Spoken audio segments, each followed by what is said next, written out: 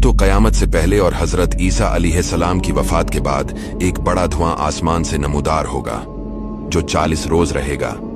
इससे मुसलमान जुकाम में मुब्तला हो जाएंगे। काफिरों और मुनाफिकों पर बेहोशी तारी हो जाएगी।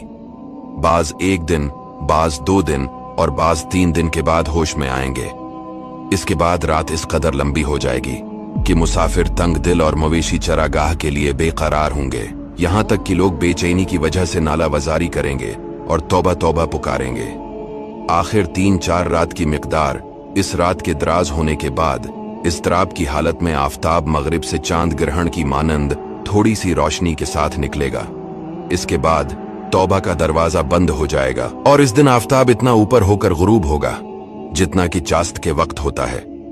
फिर हस्बे मामूल मशरिक की तरफ से निकलता रहेगा। दूसरे रोज लोग इसी का जिक्र कर रहे होंगे कि कोहे सफा जलजला से फट जाएगा और इससे एक अजीब शक्ल का जानवर निकलेगा जिसे दाबतलारिज कहते हैं।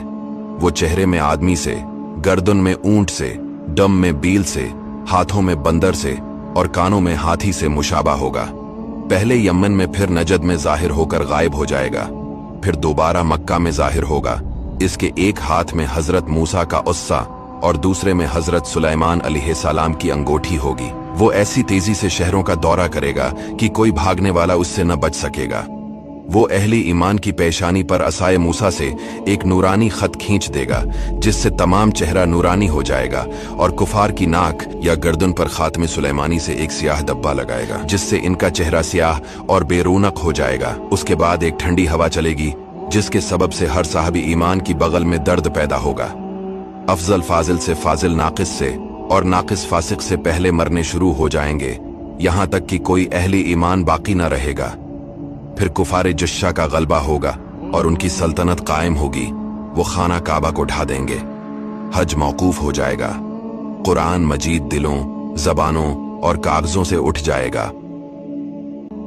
खौफ आखिरत दिलों से उठ जाएगा। शर्मू हया न रहेगा। आदमी गधों और कुत्तों की मानंद दोस्तों के सामने जमा करेंगे।